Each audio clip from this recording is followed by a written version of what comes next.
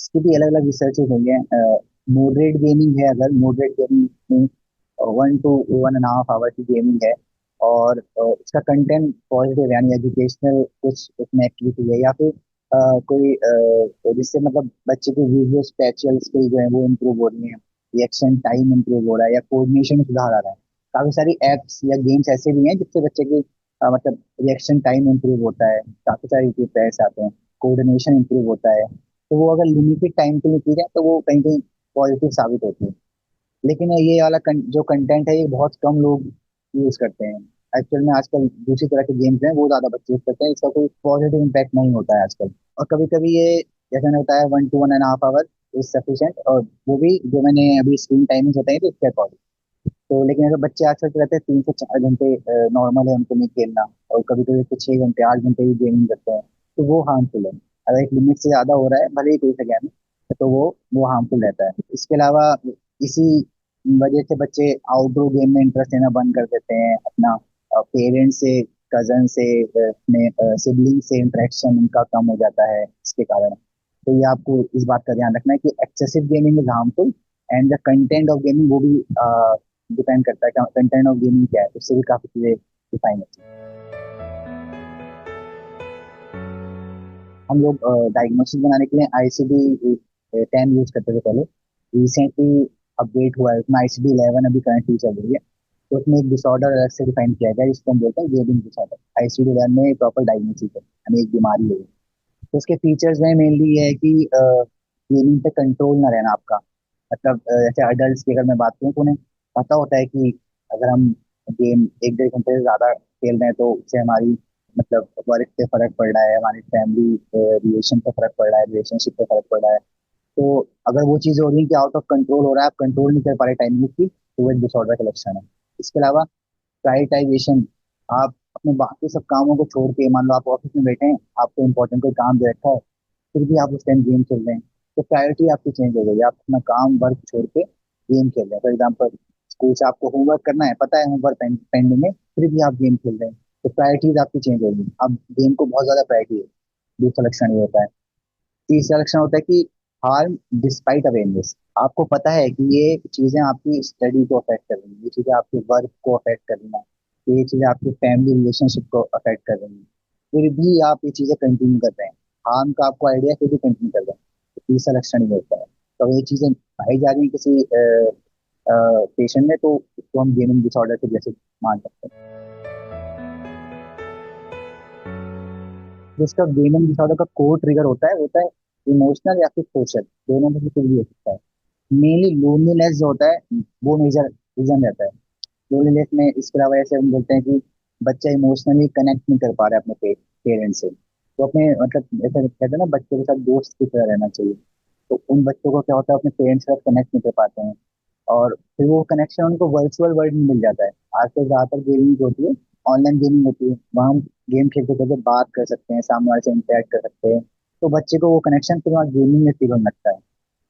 तो एक कारण ये भी रहता है कि बच्चा कहीं ना कहीं अंदर लोनली फील करता है, इस वजह से वो गेमिंग की दुनिया में जा रहा है, वर्चुअल वर्ल्ड में अपने फ्रेंड बना रहा है, वर्चुअल वर्ल्ड में कनेक्ट कर रहा है लोगों से। तो एक रीजन ये हो सकता है। दूसरा रीजन हो सकता है पीयर प्रेशर। जैसे काफी बच्चों को स्कूल में bully किया जाता है, या उनके नेबर्स के बच्चे, उनसे थोड़े बड़े बच्चे, साथ के बच्चे उन्हें बुली करते हैं। तो वो वही बात है, इसमें अपने दोस्त नहीं ढूंढ पाते, तो फिर वो ऑनलाइन गेमिंग वर्चुअल वर्ल्ड में अपने दोस्त बनाते हैं। वहाँ पे उनकी सारी कमियां कमियां जो होती हैं सारी हाइड हो जाती हैं। उन्हें कोई देख नहीं सकता, वो अननोन रहते हैं ज्यादातर समय। तो वहाँ वो अपने दोस्तों से कनेक्ट कर सकते हैं। तो एक रीजन ये होता है लोनलीनेस, एक पीयर प्रेशर। दूसरा, कुछ बच्चे इमोशनली वनरेबल होते हैं। फॉर एग्जाम्पल, किसी ने उनको डांट दिया, या टीचर ने डांट दिया, या पेरेंट्स ने डांट दिया, तो वो उस इमोशनल वनरेबिलिटी के कारण गेमिंग में अपनी मतलब खुशी ढूंढते हैं। तो ये भी एक रीजन है। तो इसका यही अल्टरनेटिव है कि आप इन सब चीजों को रिप्लेस करिए। फॉर एग्जाम्पल, लोनलीनेस है, बच्चे से कनेक्ट करिए, आप से बात करते हैं, पूछिए कि मतलब गेमिंग मुझे क्या प्लेजर कैसे मिल रहा है गेमिंग में, वो बताएगा। हम दोस्तों से बात करता हूँ, या जब मैं उसमें जीतता हूँ, या मेरी रैंक अच्छी आती है तो मुझे बहुत खुशी मिलती है। तो उन चीज़ों को आप रिप्लेस कर दीजिए, उसको किसी अकेडमी में डलवा दीजिए, यहाँ पे रेगुलर कॉम्पिटिशन्स होते हो, उसके लिए प्रिपेयर कराइए। तो आज जब आप रिप्लेस करेंगे तभी आपका बच्चा एक सही लाइन पे आ पाएगा, वरना वो जो उसे चाहिए वो तो या तो गेमिंग वर्ल्ड से लेगा या फिर आउटर वर्ल्ड। तो आपको गेमिंग वर्ल्ड को रिप्लेस करना है आउटर या रियल वर्ल्ड, इन बातों पर ध्यान देना है। तो जब हम गेम्स वगैरह खेलते हैं तो उसमें जब हमारी अच्छी रैंक आती है या हम कोई स्टेज या लेवल विन कर लेते हैं तो डोपामिन बूस्ट मिलता है हमें।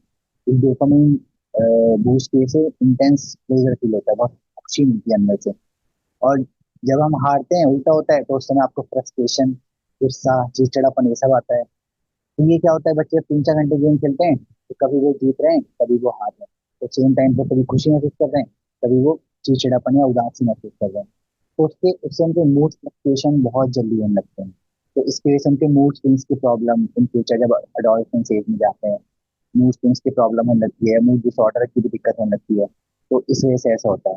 इसके अलावा स्लीप पर भी काफी फर्क पड़ता है। तो जो हमने डिस्कस किया था कि जो ब्लू ब्लू लाइट होती है मोबाइल से, जो ब्लू रेज निकलते हैं उससे अपना मेलेटोनिन नाम का हार्मोन की कमी हो जाती है, जिसकी वजह से बच्चे को नींद देर में आती है और वो सुबह उठ के फ्रेश महसूस नहीं करते हैं। फिर सुबह को सर में भारीपन बताते हैं या स्कूल में सो जाते हैं, क्लास के दौरान सो जाते हैं। तो इन बच्चों में ऐसी परेशानी मिलते हैं। इसके अलावा एकेडमिक्स में इनका टेंशन स्पैन कम हो जाता है। ज्यादा समय के लिए पढ़ाई पे ध्यान नहीं दे पाते। आपने पढ़ने के लिए बिठाया बच्चे को, उसने 10-15 मिनट तो पढ़ाई की, उसके बाद वो उसका मन लगना बंद हो गया, 10-15 मिनट में ही उसका मन लगना बंद हो गया। क्योंकि क्या होता है कि गेमिंग में रील्स तो बहुत छोटी होती है, 1 मिनट की रील होती है। आपने देखा ही कि 1 मिनट बाद आपने चेंज कर दी, दूसरी रील आ गई, फिर देखिए 1 मिनट बाद चेंज कर दी, तो आपका स्क्रीन रेट बहुत जल्दी जल्दी चेंज हो रहा है।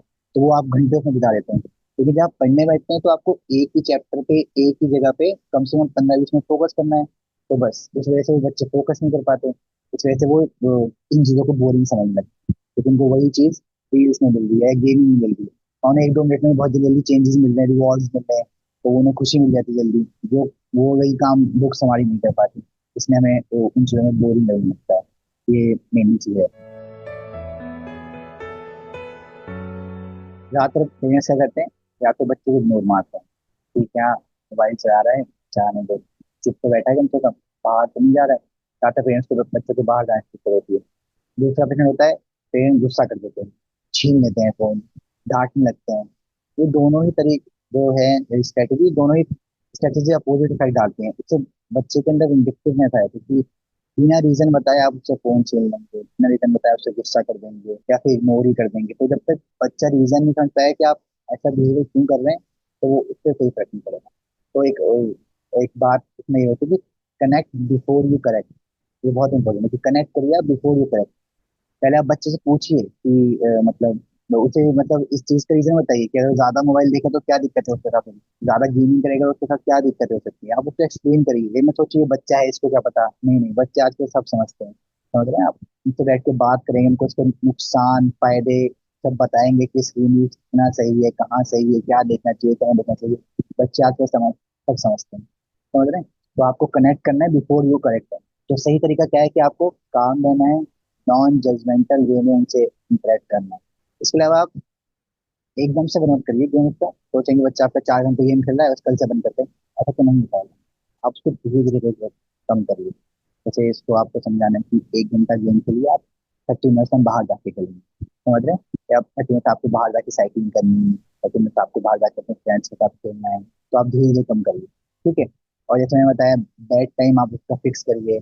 कुछ भी रूल्स फिक्स करिए कि बेड पे कोई भी स्क्रीन यूज नहीं करेगा, या बेडरूम में कोई भी स्क्रीन यूज नहीं करेगा। ना आप करिए ना बच्चों को, ये रूल्स बनाइए आप। ठीक है। तो आपको अपना भी बिहेवियर थोड़ा मॉडिफाई करना पड़ेगा, तब जाके आपका बच्चा मॉडिफाई। आप सोचें कि नहीं आप तो पूरा टीवी देखे या खाना खाते में स्क्रीन स्क्रॉल करते ना, आपका बच्चा नहीं करेगा, ऐसा नहीं पॉसिबल है ना। बच्चे सीखते हैं, आपको देख के सीखते हैं। तो अगर आप खुद वो चीजें करेंगे तो वो भी वही करेंगे। दूसरा तरीका है कि बेटा कल से हम 1 घंटा आप गेम खेलेंगे आप और हम, और आधे घंटे बाहर जाके खेलेंगे।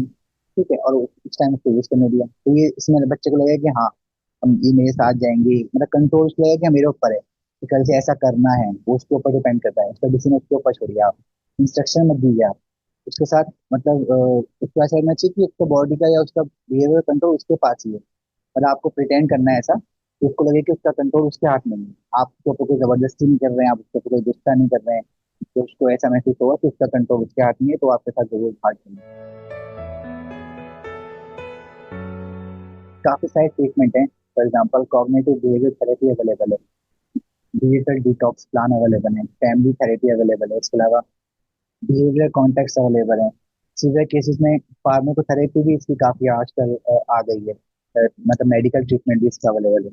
तो इसमें मेनली क्या होता है कि सीबीटी में हम नेगेटिव थॉट साइकिल होती है पेशेंट की, हर पेशेंट की अलग अलग नेगेटिव थॉट साइकिल होती है। तो वो क्या उसके पीछे का कारण है कि वो इतना गेम खेल रहा है, क्या उसको एंजाइटी डिसऑर्डर है, या फिर कोई डिप्रेसिव सिम्टम है, या कोई और पर्सनल इश्यूज चल रहे हैं उसकी लाइफ में, क्या उसे स्कूल में कोई बुली कर रहा है या नेबर ने बुली कर रहा है, या उसके साथ कहीं सेक्सुअल अब्यूज तो नहीं हो रहा है, कहीं फैमिली मेंबर्स में तो कोई उसे परेशान नहीं कर रहा है।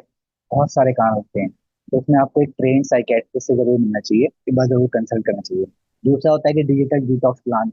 उसमें ऐसा होता है कि आपको स्क्रीन फ्री डेज रखने हैं। फॉर एग्जाम्पल सैटरडे को जब शाम को कोई, शाम को मतलब 2 बजे के बाद कोई स्क्रीन यूज नहीं जाएगा, हम बाहर घूमने जाएंगे, ना टीवी चलाएगा कोई, ना कोई यूट्यूब देखेगा, ना कोई फोन चलाएगा, एक्सेप्ट द कॉल्स। तो ये डिजिटल डिटॉक्स का पार्ट है। इससे आप ग्रेजुअली स्क्रीन का टाइम रिड्यूस कर सकते हैं, क्योंकि आजकल अडल्ट में भी ये प्रॉब्लम रहती है कि बहुत ज्यादा स्क्रीन यूज, मतलब पेरेंट्स कैंडी क्रश खेलते हैं, बहुत सारी रील्स देखेंगे मदर्स, है ना, और फिर एक्सपेक्ट करते हैं कि बच्चा मोबाइल में चलाए। तो आपको कहीं ना कहीं खुद भी चेंज होना पड़ेगा। तो आप खुद चेंज होंगे तो वही बिहेवियर आपका बच्चा कॉपी करता है।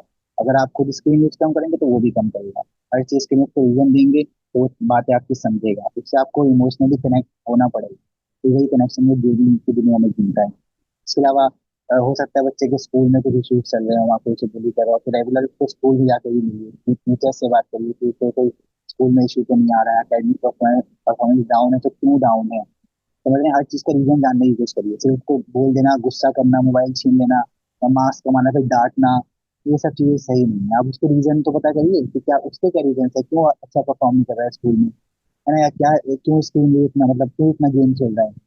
प्लस आपको कुछ ना कुछ अल्टरनेट तो देना ही पड़ेगा। आज का मतलब जो समरी हम ये बोलेंगे कि आपको अगर गेमिंग या स्क्रीन यूज कम करना है तो उसको आपको अल्टरनेटिव देना पड़ेगा, आउटडोर एक्टिविटीज से उसको रिप्लेस करना पड़ेगा, तभी वो स्क्रीन यूज कम करता है।